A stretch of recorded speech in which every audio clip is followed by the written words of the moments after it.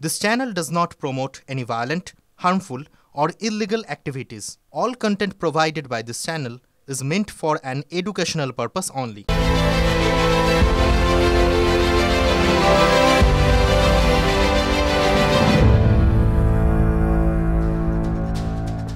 নমস্কার, টিভি9 বাংলায় আপনাদের আরও একবার স্বাগত জানাই। রাত ৮টা মানেই হাজির ঠোঁট কাটা হাজির মানে সেই সমস্ত বিষয় সরাসরি একেবারে ঠোঁট কাটা চাঁচা ছোলা সেই সমস্ত প্রশ্ন। আজ ঠোঁট কাটা শুরুটা করতে গিয়ে চন্দ্রবিন্দুর একটা গান আমার মনে পড়ছে। আপনারা কম বেশি সবাই জানেন সেই গান। সেই গানের লিরিক ছিল এভাবেও ফিরে আসা যায়। হ্যাঁ, মানে অবিশ্বাস্য প্রত্যাবর্তন সেটা বোঝাতে। সেটা হলো পার্থ টেস্টে যশপ্রীত বুমরার ভারতের পারফরমেন্স দেখতে দেখতে গানটা বারবার মনে পড়ে যাচ্ছে। এভাবেও ফিরে আসা যায়। মাত্র 150 রানে অল আউট হয়ে গিয়ে 104 রানে অস্ট্রেলিয়াকে আটকে দেওয়া, যে কারণে শুরুতেই তাই বললাম। আর তারপর 6 উইকেটে 487 তুলে ডিক্লেয়ার। 534-এর টার্গেটের সামনে 12 রানে 3 উইকেট হারিয়ে অস্ট্রেলিয়া ঢুকছে। বাকি আরও 2 দিন। ভারতের দ্বিতীয় ইনিংসটা সেই ভিতটা গড়ে দিয়েছিল যশস্বী জয়সওয়াল আর KL রাহুল এই ওপেনিং জুটি। 22 বছরের জয়সওয়াল খেললেন 161 রানের একটা ঝকঝকে ইনিংস, ক্লিয়ার একটা ইনিংস, চোখ ধাঁধানো একটা ইনিংস। আর তারপর বিরাট কোহলি, যার কথা না বললেই নয়। 1 বছর 4 মাস 4 দিন পর টেস্টে সেঞ্চুরি পেলেন বিরাট সেঞ্চুরি। তাই বললাম শুরুতেই আজকে এই গানটা বারবার মনে পড়ছে। ওই আবহে আমাদের সবসময় কিছু একটা বাজে, তো তাই জন্য এক্ষেত্রে এভাবেও ফিরে আসা যায়। টেস্টে 30তম সেঞ্চুরি বিরাট কোহলির, ফলে টপকে গেলেন ক্রিকেট কিংবদন্তি স্যার ডোনাল্ড ব্র্যাডম্যানকে। অস্ট্রেলিয়ার মাটিতেই মনে করতে হবে সচিনের 6 সেঞ্চুরির রেকর্ড ছিল, সেই রেকর্ডও তিনি ভেঙে দিলেন। অজি মাটিতে বিরাটের 7th সেঞ্চুরি, 7ম সেঞ্চুরি। তাই এভাবেও ফিরে আসা যায় গানটা বোধহয় এখন অন্য আরেকজনের কণ্ঠ, মানে এক গান থেকে আরেক গানে চলে যায়, বুঝলেন? মনে হয় এই গানটা অনুব্রত মণ্ডল মানে কেষ্ট মণ্ডলের ক্ষেত্রেও প্রযোজ্য। বীরভূমের বাঘের এটাকে থিম সং বলা যেতে পারে, তার কারণ তার প্রত্যাবর্তনটাও তো একেবারে মনে রাখার মতন। জেল থেকে ফেরার পর কেষ্ট মণ্ডলের সময়টা খুব একটা ভালো যাচ্ছে না, তার কারণ একটার পর একটা ঘটনা, সেই ছবি এবং তার ওই টোন ডাউন ভয়েস, সেটা অনেকাংশেই মনে করছিল অভিজ্ঞ মহল। বীরভূমের বীর তেমন গুরুত্ব দলের ভিতরে পাচ্ছেন না বলে একটা ওই কানাঘুষো বলে সেটা হচ্ছে। দল তাকে জেলা সভাপতি পদ থেকে কিন্তু সরায়নি, এটাও মাথায় রাখতে হবে। কিন্তু জেল পর্বে তৈরি হওয়া যে কোর কমিটি, সেই কোর কমিটিকে ঘাড়ের ওপর বসিয়ে দিয়েছে, মানে ইনডাইরেক্টলি বলা যে একা মাথা নয়, সবাইকে নিয়ে চলতে হবে, আর একা কর্তৃত্ব ফলানো যাবে না, এটা যেন ঠাড়ে ঠোরে বুঝিয়ে দেওয়া। আর সেই কেষ্টমণ্ডলকে তৃণমূলের জাতীয় কর্মসমিতির যে বৈঠক আগামীকাল কালীঘাটে বসতে চলেছে সেখানে ডাকা হয়েছে। কিন্তু তৃণমূলের এই জাতীয় কর্মসমিতির বৈঠকটা অ্যাকচুয়ালি কি, আসুন একটু শুনি। কর্মসমিতি তৈরি হয়েছিল, মাঝখানে কি কি চেঞ্জ হয়েছে না হয়েছে আমরা জানি না। ফলে দল কাকে ডাকছে, কারা এখন মেম্বার আছেন, দল সর্বভারতীয় কর্মসমিতিতে শীর্ষ নেতৃত্ব যাদের ডাকার তাদেরকে ডাকছেন, এ ব্যাপারে আমাদের কোনো মন্তব্য নেই। শুনলেন কুণাল কি বললেন? কুণালের কথা শুনে এটা বোঝা গেল যে তৃণমূলের জাতীয় কর্মসমিতির যে বৈঠক, সেই কর্মসমিতি দলের খুব ভিতরের লোকেদের কাছেও একটা ঘোর রহস্য, মানে কি হবে, কি হতে চলেছে, অনেকগুলো প্রশ্ন সেখানে উত্তর নেই। সেখানে ডাকা হয়নি আরজিকর পর্বে সরকারের বিরুদ্ধে সরব হওয়া রাজ্যসভার এমপি সুখেন্দু শেখর রায়কে। রাজ্য সরকারের সাথে আরজিকরের কোনো সম্পর্ক ছিল না। আমরাও চাই এক ফাঁসি হোক, যারা ছেলেরা মানে যারা ডাক্তার বাচ্চারা যারা মানে জুনিয়র ডাক্তার, বাচ্চা ডাক্তার বলবো না, জুনিয়র ডাক্তার যারা আন্দোলন করে তারাও একই ইস্যু চাইছে।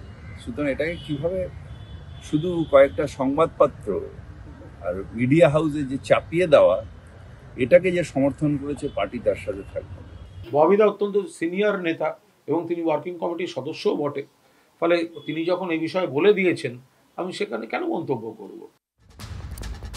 তাহলে এবার প্রশ্ন হলো, এই যে রদবদল বা সিচুয়েশনাল যে সমস্ত পরিবর্তনগুলো বা পরিস্থিতির কারণে যে রদবদলগুলো, দলের ভিতরে এই রদবদলের সিদ্ধান্ত কি তাহলে এই জাতীয় কর্মসমিতির বৈঠকে হবে? সেদিকে তাকিয়ে সবাই, কিন্তু মমতা বন্দ্যোপাধ্যায় এবং সম্ভবত অভিষেক বন্দ্যোপাধ্যায় ছাড়া বাকি সবাই এই মুহূর্তে অন্ধকারে। কিন্তু ফিরহাদ হাকিম একটা বিষয় স্পষ্ট করে দিয়েছেন যে অভিষেক সিদ্ধান্ত নেবেন, মমতা বন্দ্যোপাধ্যায় সিদ্ধান্ত নেবেন, একেবারে স্পষ্ট করে বলে দিয়েছেন। দেখেন, আলটিমেটলি তো মমতা বন্দ্যোপাধ্যায়, নিশ্চয়ই অভিষেক বন্দ্যোপাধ্যায় তার আমাদের জেনারেল সেক্রেটারি, তার নিজের সারা বছর ধরে তিনি এগুলো করেন, কি বলে সার্ভে, তারপর সেটাকে আইটি করে করেন, সাজেশন তো নিশ্চিতভাবে দেবেন, কিন্তু ডিসিশন তো মমতা দিন। ববি হাকিম তার সুর থেকে কিন্তু এক চুলো সরেননি, তার কারণ গতকাল যখন ক্লিন সুইপ 6-6 তৃণমূল কংগ্রেস, সেই 6-6 ক্লিন সুইপ, এই জয়ের পরেও কিন্তু বারবার তিনি বলছেন যে মমতা বন্দ্যোপাধ্যায় জয়। শুধু তাই না, অনেকে এটাও বলতে শোনা গিয়েছে যে তৃণমূল কংগ্রেসের ওই জামাটা খুলে এসে দাঁড়ালে দেখবো কত ক্ষমতা আপনার, জিততে পারেন কিনা। ফলে এক্ষেত্রে গোটা ফ্যাক্টরটা যে তৃণমূল সুপ্রিমো এবং তৃণমূল সুপ্রিমোর ওই ক্যারিজমার যে ফলাফল সেটা তারা বলছেন।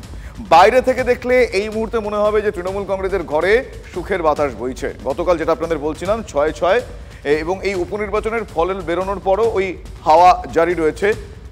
এক্ষেত্রে মাদারিহাট বিশেষভাবে উল্লেখযোগ্য, তার কারণ কখনো না জেতা মাদারিহাটও ঝুলিতে এসে গিয়েছে এবং এই সময় দাঁড়িয়ে, ক্রুশিয়াল পিরিয়ডে দাঁড়িয়ে, ফলে কনফিডেন্স লেভেল অনেকটা বেড়ে যাবে, এটা খুব স্বাভাবিক। পাশাপাশি সীতাই দেখুন, হাড়োয়া দেখুন, সেখানে ব্যবধান কত, 1.5 লক্ষ ছুঁই, এই সময় দাঁড়িয়ে এত অভিযোগ মাথায় নিয়ে নেতারা মিডিয়ার সামনে অঙ্ক শোনাচ্ছেন। বিধানসভা ভোটে 250, 260, মানে তারা এতটাই কনফিডেন্স এই মুহূর্তে। গতকাল ফলের পর সেই কনফিডেন্স লেভেল আরো বেড়ে গিয়েছে। শুনুন তারা কি বলেছেন গতকাল। আমরাও জানতাম, আমি তো প্রেসে আগেও বলেছি যে 6টায় 6টা জিতবে, এটা হয়তো 6টায় 6টা জিতেছি, 26-এ 260টার ওপরে জিতবে। 2026 সালে আমরা নিশ্চিতভাবে অন্তত 200-250, মানে 250, অন্তত 250। সেখানে ববিদা যদি 260 বলে থাকেন, ঠিক বলেছে। সবচেয়ে বড় কথা, আপনি বিজেপি করেন, আপনি চলে গেলে পিছন থেকে কেউ চোর বলে না। তৃণমূল করলে পিছনে চলে গেলে সামনে নমস্কার করতে হয়, নইলে মিথ্যা মামলা দিয়ে দিবে, গেলেই বলে চোরটা যায়। আগামী দিনে দেখবেন পশ্চিমবাংলায় কোনো বিরোধী দলনেতা হবে না, 30টা সিটও পাবে না। ফলাফলের দিকে তাকালে গতকাল আরো একটা ইকুয়েশনের কারণে কিন্তু আরো বেশ কিছু রিয়াকশনস, মানে পলিটিক্যাল রিয়াকশনস সামনে আসছে। আপনারা জানেন গতকাল মহারাষ্ট্র বিধানসভা ভোটের ফল বেরিয়েছে। সেক্ষেত্রে বিপর্যস্ত বিরোধী জোট, মানে INDIA, আর তারপরেই তৃণমূলের ঝুলি থেকে বেরিয়ে এসেছে পুরনো এক বিড়াল। কি সেই বিড়াল? শুনুন। এখন সারা ভারতবর্ষব্যাপী কংগ্রেস যখন পিছিয়ে পড়ছে, যারা অন্যান্য রাজনৈতিক দল, বিরোধী দল যখন পিছিয়ে পড়ছে, তখন তাদের ইগো ছেড়ে দিয়ে, তাদের সমস্ত কিছু ছেড়ে দিয়ে, তাদের মানে দলের অস্তিত্ব রেখে ইন্ডিয়া জোট হিসেবে, সমস্ত বিরোধী দলের জোট হিসেবে, জোটের নেত্রী হিসেবে মমতা বন্দ্যোপাধ্যায়কে সামনে নিয়ে আসা উচিত এবং সামনে নিয়ে এসে ভারতবর্ষের বুকে সেই লড়াইটা লড়া উচিত। এটাতে কোনো ইগোর ফ্যাক্টর নয়। যারা ব্যর্থ হচ্ছেন তাদের তো স্বীকার করতে হবে তারা ব্যর্থ হচ্ছেন। এক্ষেত্রে প্রধান বিরোধী দলও কিন্তু বেশ নড়বড়ে এবং একটা ছন্নছাড়া ভাব, আর তার সঙ্গে ঘরের লড়াই রয়েছে। 6টি উপনির্বাচনে বিপর্যয়ের পর বিরোধী দলনেতা তাই বল ঠেলে দিচ্ছেন রাজ্য সভাপতির কোর্টে। শুনুন কি বলছেন, ইঙ্গিত করছেন। আমি বিরোধী দলনেতা, আমি সংগঠনের আভ্যন্তরীণ বিষয়ে নাক গলাই না, যুক্তও থাকি না। আমি শুধু একটা জিনিস উপলব্ধির মধ্য দিয়ে বলতে পারি, নির্বাচনমুখী সংগঠন এবং আন্দোলনমুখী দল বা মোর্চা, এটা আমাদের করা উচিত। আমাদের হাতে মাত্র 1 বছর আছে। 26 সালে যে ভোট হবে, সেই ভোটে এই সিটগুলোর মধ্যে অনেকগুলো সিট আমরা খুব ভালোভাবে জিতবো। যেমন মাদারিহাট জিতবো, আমরা তালডাংরা জিতবো, মেদিনীপুর, নৈহাটি, এগুলো অবশ্যই জিতবো। আর যেখানে মুখ থুবড়ে পড়ে, এখানে যে ক্লাস 1-এই মুখ থুবড়ে পড়ছে, সে বলছে আমি হায়ার সেকেন্ডারি পাস করব। মাদারিহাটের ক্ষেত্রে আপনি প্রমাণ হয়ে যাবে যে আমরা 26-এ জিতবো। শুধু মাদারিহাট নয়, নৈহাটি, তালডাংরা এবং মেদিনীপুর আসনও 26 সালে ভারতীয় জনতা পার্টি জিতবে। হাড়োয়া আমরা কোনোদিনই জিতিনি, ভবিষ্যতেও জিতবো না। কারণ সেখানে 80% মুসলমান থাকে। সিতাইতেও প্রায় 40% কাছাকাছি মুসলমান আছে। শুনলেও হাসি পায়, বিজেপি ভোট চায়। কারণ হারোয়াতে যে ডেমোগ্রাফি, সেই ডেমোগ্রাফি ভারতীয় জনতা পার্টির ভোটার নেই। সীতায় আমি এটুকু বলতে পারি, সীতায় সামনেবার 26 আমরা জিতবো। ফর্মুলা আমাদের জানা আছে, ফর্মুলা বাইরে বলার বিষয় নেই, বিজেপি জয়লাভ করবে, এটুকু আমি বলতে পারি। ফর্মুলা জানা এ কথা সুকান্ত বাবু অনেকদিন ধরেই বলছেন, কিন্তু ফর্মুলা খুব একটা তো খাটছে না বা খাটে না, বরং বেশি উৎসাহ তাদের ঘরের কোন দলে। গতকালই সোশ্যাল মিডিয়ায় দিলীপ ঘোষকে কাণ্ডারি করে একের পর এক পোস্ট দেখতে পাওয়া গিয়েছে। আর আজ অর্জুন সিং তিনি হঠাৎ শুভেন্দুকে রাজ্য সভাপতি চেয়ে বসছেন, মানে দাবি করছেন এক প্রকার। শুধু তাই নয়, গান পয়েন্টে বিজেপির শীর্ষ নেতৃত্বকে তিনি রাখছেন। শুধু তাই নয়, তিনি গানের কথাও বলছেন, মানে স্লোগান। পাশাপাশি গান মানে বন্দুক, সে বন্দুকের কথাও বলছেন। আজ অর্জুনের বক্তব্য এই মুহূর্তে দাঁড়িয়ে বিস্ফোরক তো বটে। আমরা ইলেকশন কমিশনকে বুঝাতেই পারলাম না, বা দিল্লি দল আমার বুঝাতেই পারলো না ইলেকশন কমিশনকে কি বাংলায় এইভাবে ভোটটা হয়। আমার দলের শীর্ষ নেতারা এই ব্যাপারটা বুঝতেই পারছে না। শুভেন্দুদা সভাপতি হলে কি এই চিত্রটা পরিবর্তন হবে? আমার তো বিশ্বাস আছে শুভেন্দুদার উপরে দল যদি বিশ্বাস করে ছেড়ে দেয়, 2026-এ দল রিটার্ন গিফট পাবে। 2026 বাংলায় বিজেপি ক্ষমতা আসবে। সুকান্তদা কি ব্যর্থ হলেন? ব্যর্থতা বলবো না, কিন্তু সফলও হননি। শুভেন্দু অধিকারী তৃণমূল কংগ্রেসের লক্ষ্মী। শুভেন্দু অধিকারী আরও বেশি বিজেপিতে অ্যাক্টিভ হন, শুভেন্দু অধিকারীর বিজেপিতে আরও উন্নতি হোক, এটা আমরা সবসময় চাই। 2019-এর বিজেপি এবং 2021 পরবর্তী বিজেপি, যখন থেকে শুভেন্দুর প্রবেশ তখন থেকে বিজেপির অন্তর্জলী যাত্রা শুরু। শিক্ষিত মানুষজনকে ঐক্যবদ্ধ করে, সনাতনীদের এক করে, বুথে বুথে, বিশেষ করে হিন্দু বুথে আমাদের কর্মী বাহিনী তৈরি করে এদের চুরি, ছাপ্পা, পুলিশি সন্ত্রাস, রিগিং রুখে দিয়ে গণতন্ত্রের প্রতিফলন ঘটিয়েছি। এটা সর্বত্র করার চেষ্টা করব। কয়েকটা বিজেপি আমি দেখেছি এখানে আছে যারা টিকা লাগিয়ে মাথায় পেট্টি পরে একটু ওই গাঁজা ফাজা খায়, জয় শ্রীরাম করে লাফাচ্ছে। তারা কি আন্দোলন করবে না ইলেকশন করবে? দিলীপ ঘোষের এখন বিজেপিতে হচ্ছে জাস্টিস ফর দিলীপ ঘোষ। এত ভালো উনি বিজেপি নেতা হিসেবে কাজ করেছেন, কিন্তু বিজেপি তাকে জাস্টিস দিচ্ছে না। ওই সুকান্ত বাবুরা তাকে অপমান করছে, সরিয়ে দিচ্ছে। ফলে বিজেপির ওয়ার্কারদের মধ্যে একটা আওয়াজ চলছে, জাস্টিস ফর দিলীপ ঘোষ। এই তো চেহারা বিজেপির। উপনির্বাচনে বাম কংগ্রেস প্রার্থীদের জামানত সব কেন্দ্রে বাজেয়াপ্ত হয়ে গিয়েছে। তারপরেও সত্যি কি জোড়াফুল শিবিরে ফিল গুড হাওয়া বইছে? ধরুন, গতকাল 6 উপনির্বাচনে জেতার পর আচমকা প্রশান্ত কিশোরকে টেনে আনলেন ফিরহাদ হাকিম। কি বললেন প্রশান্ত কিশোর এবং আইপ্যাক সম্পর্কে, শুনুন তার মুখ থেকে। আর কিছু হবে না। প্রশান্ত কিশোর ইলেকশন করে না।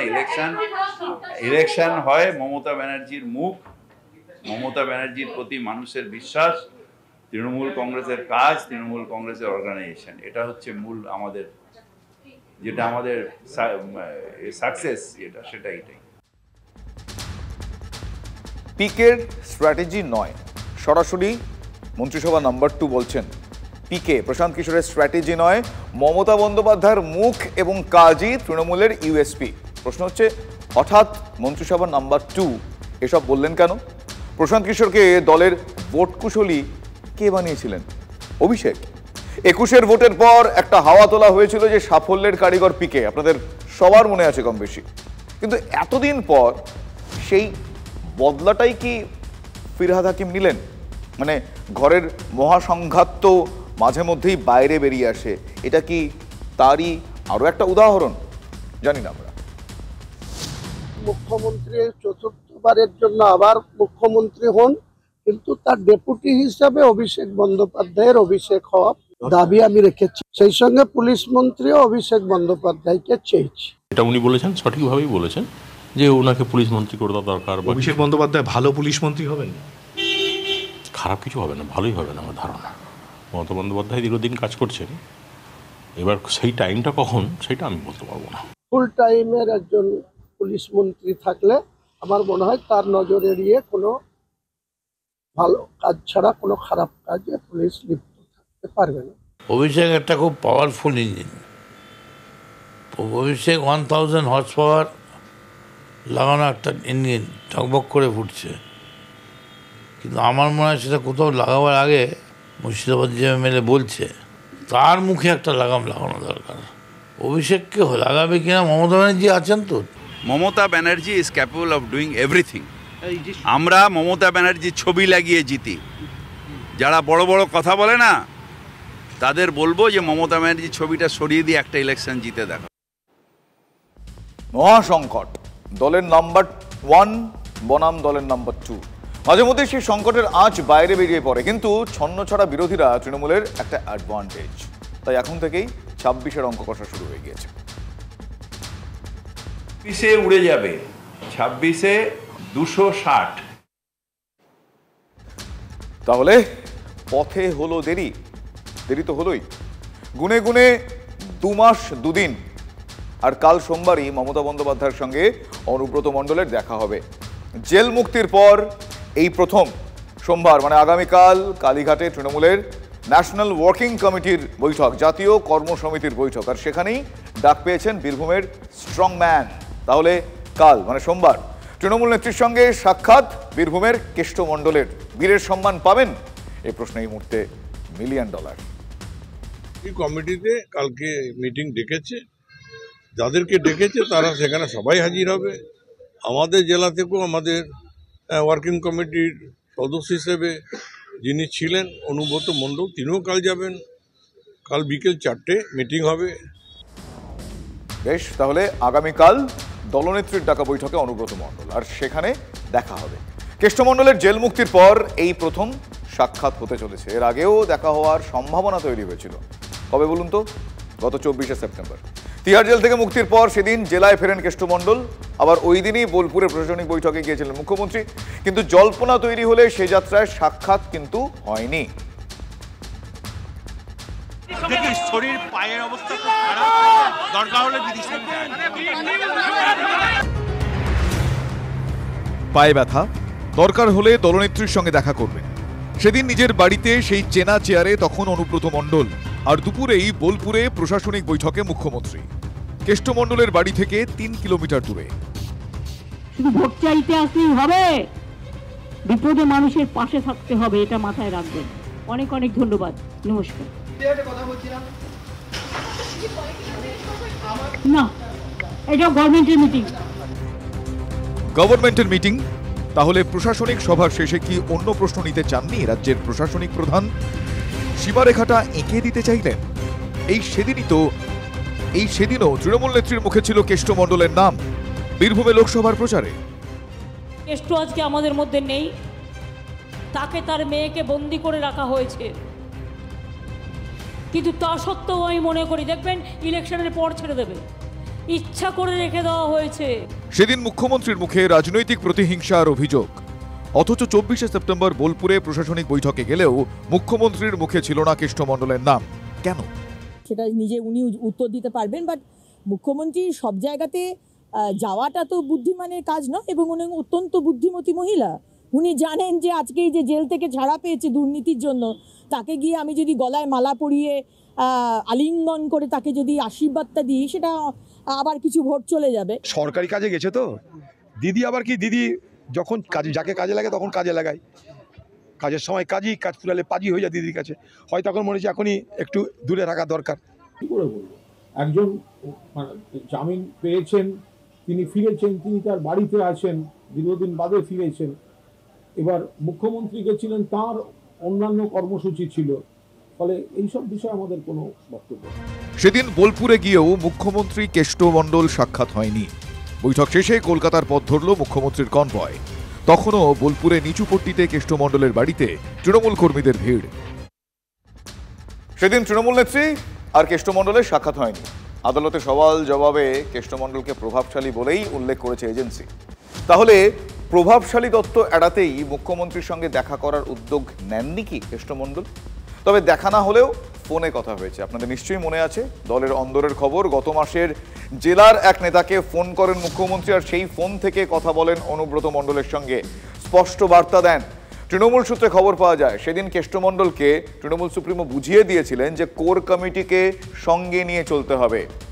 তাহলে জেলা সভাপতি শেষ কথা নয়, জেলায় শেষ কথা বলবে কোর কমিটি, ফলে কেষ্টর মাথায় কোর কমিটি। কমিটির সকল সদস্য কি আজকের এই বৈঠকে স্যাটিসফাইড? সবাই খুশি দেখছেন না, হাসি মুখ। যেভাবে কাজল অনুব্রত এই যে গান হচ্ছিল তার যবনিকা হলো।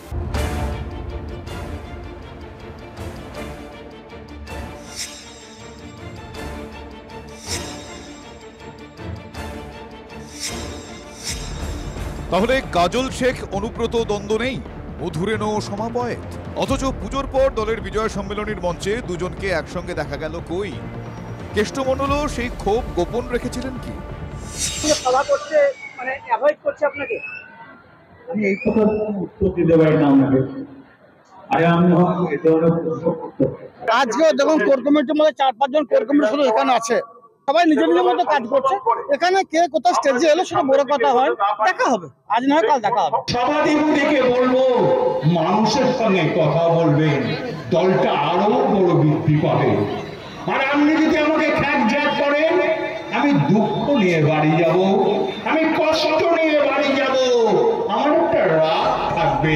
এই আবহেই কেষ্টমণ্ডলকে ফোনে বার্তা দলনেত্রীর, একা নয়, চলতে হবে কোর কমিটিকে সঙ্গে নিয়েই।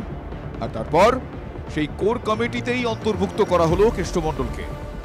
আমাদের সদস্য সংখ্যা এখন অনুব্রত মণ্ডলকে নিয়ে 7 জন। অনুব্রত মণ্ডলের কোন সিদ্ধান্তকে আমরা কি ইগনোর করব? সিদ্ধান্ত কি উনি দেবেন না? সিদ্ধান্ত কোর কমিটি যে সিদ্ধান্ত নেবে সেই সিদ্ধান্তটাই চূড়ান্ত হবে। এককভাবে একনায়কতান্ত্রিকভাবে কোনো সিদ্ধান্তই কার্যকরী হবে না। এই আবহেই সোমবারের বৈঠকে কালীঘাটে ডাকা হয়েছে অনুব্রত মণ্ডলকে। আর কোর কমিটি? কোর কমিটির সকল আমরা সবাই থাকবো কলকাতায়, সুতরাং কোর কমিটিতে যদি সেখানে আমাদের ডাক পর আমরা হাজির হয়ে যাব। তাহলে সোমবার বৈঠকে ডাক পেলেন কেষ্টমণ্ডল, আর তখন কলকাতায় থাকবেন কোর কমিটিও। তাহলে কি কর্মসমিতির বৈঠকের পর কোর কমিটিকে নিয়ে আলাদা করে বৈঠক হতে পারে? কি বুঝলেন? কেষ্টমণ্ডল বার্তাটা কি পড়তে পারলেন? বিশ্বাসে মিলায় বস্তু, আর তর্কে বিশ্বাস না রাখলে তখনই তো তর্ক। আবার বিশ্বাস যে রাখে না সে বিশ্বাসঘাতক। বঙ্গ রাজনীতির শব্দকোষে বিশ্বাসঘাতক এখন হয়ে গিয়েছে গদ্দার। আর রাজনীতির আবিধানিক অর্থ ঘর বদলের রাজনীতিতে আজ যে ছিল এই ফুলে, কাল সে ওই ফুলে। ফলে রাজনীতির বিশ্বাস আপেক্ষিক, ভোলাটাইল। আর বিশ্বাস অবিশ্বাসের সেই দোলাচলেই পোস্টার পড়ল মালদার হরিশ্চন্দ্রপুরের গদ্দার। তৃণমূলের অঞ্চল সভাপতি সঞ্জীব গুপ্তর পোস্টারের 6 লাভ, শোরগোল মালদার হরিশ্চন্দ্রপুরে। তৃণমূলের সঞ্জীব গুপ্তর সঙ্গে পোস্টারের ছবি বিরোধী দলনেতার। তৃণমূলের অঞ্চল সভাপতিকে অবিলম্বে দল থেকে বহিষ্কারেরও দাবি করা হয়েছে পোস্টারে। নেপথ্যে জেলা সম্পাদকের হাত থাকার অভিযোগ অঞ্চল সভাপতির অনুগামীদের। তাহলে হরিশ্চন্দ্রপুরে তৃণমূলের কোন দল প্রকাশ্যে চলে এলো? দেখুন, এ বঙ্গের রাজনীতিতে এখন বিশেষণের ছড়াছড়ি। সরাসরি নাম হয়তো কেউ নেন না, তবে ওই বিশেষ শব্দে বুঝিয়ে দেন কে কাকে অ্যাটাক করতে চাইছেন। তেমনই এক শব্দই গদ্দার। আর এই লোকসভা ভোটের প্রচারে সেই বিষয়টাই প্রকট হয়। হরিদাসা গদ্দার, তুমি কি ছিলে আর আজ কি হয়েছ? আঙুল ফুলে কলা গাছ হইয়া গেছো। নিজের কত কি, কেন বিজেপিতে গেলে? নাম ধরে বলতে বলবেন, ও দম ঢিলা করে দেবো। বিরাট কিছু নাকি আমার কাছে হেরেছে? ও জানে না ও রাজনীতিতে জন্মের আগে শিশির অধিকারী এমএলএ হয়েছে। ইলেকশনের সময় এই মিঠুন চক্রবর্তীকে আমি রাজ্যসভার এমপি করেছিলাম, কিন্তু আমি জানতাম না ও বাংলার আর একজন বড় গদ্দার। আরএসএস অফিসে গিয়ে মাথা নিচু করে দিয়ে এসেছিল। সবচেয়ে বড় গদ্দার মমতা ব্যানার্জি। উনাকে কেউ চিনত না, রাজীব গান্ধী চিনিয়েছে। রাজীব গান্ধীর পিছনে প্রথম ছুরি মেরেছে, ফেউ করে রাস্তায় ঘুরছিল, কংগ্রেস তাড়িয়ে দিয়েছিল। আশ্রয় দিয়েছে অটল বিহারী বাজপেয়ী, ভারতরত্ন। বিজেপির সঙ্গে প্রথম ছুরিটা 2001-এ। রাজনীতির গদ্দার, আর সেই শব্দেই নিশানায় হরিশ্চন্দ্রপুরের অঞ্চল সভাপতি। সেই সঞ্জয় গুপ্ত কি বলছেন শোনা দরকার। দীর্ঘদিন তৃণমূল দল করেছি, উনি তৃণমূলে ছিলেন। ওনার সঙ্গে আমি 2019 লোকসভা ভোট প্রত্যক্ষভাবে করেছিলাম, কিন্তু ওনার সঙ্গে একটা সুসম্পর্ক থেকে যায়। আমি ফ্যামিলি নিয়ে একটা জায়গায় ঘুরতে গেছিলাম, সেই হোটেলেও উনি ছিলেন এবং আমরাও ওই হোটেলে উঠেছিলাম। সেখানে শুভেন্দুদা দেখতে পেয়ে আমাকে ডাকলেন এবং সেখানে বসে সৌজন্য সাক্ষাৎ হয়েছে, চা খাওয়া হয়েছে। রাজনীতিতে সৌজন্য থাকাটা খুবই দরকার। সৌজন্য সাক্ষাৎ, কিন্তু রাজনীতির সেই সৌজন্য দলের নেতারা আদৌ মানবেন কি? শুভেন্দু অধিকারী তো এটা আমাদের রাজ্যের বেইমান, বেইমানের সাথে কারো যদি ছবি রিসেন্টলি থাকে তো রাজ্যবাসীর বা সাধারণ মানুষ বা তৃণমূল কংগ্রেস কর্মী যারা তারা ফেটে পড়াটাই স্বাভাবিক, কারণ বেইমানের সাথে যে থাকে সে বেইমানই করে। এটাতে আমাদের তৃণমূল কর্মী, আমাদের হরিশ্চন্দ্রপুরের কর্মীরা যারা আছে তাদের মধ্যে একটা ক্ষোভ জমা হয়েছে, আমরা দেখেছি। তারপরে আমরা নিজেদের অ্যাকাউন্ট থেকেও পোস্ট করেছি এবং আজকে সকালে উঠে আমরা দেখছি আমাদের তৃণমূল কর্মীরা তার উপরে ক্ষোভে তার কিছু পোস্টার বানিয়ে আমাদের হরিশ্চন্দ্রপুর সদর এলাকায় তার পোস্টারও লাগিয়েছে।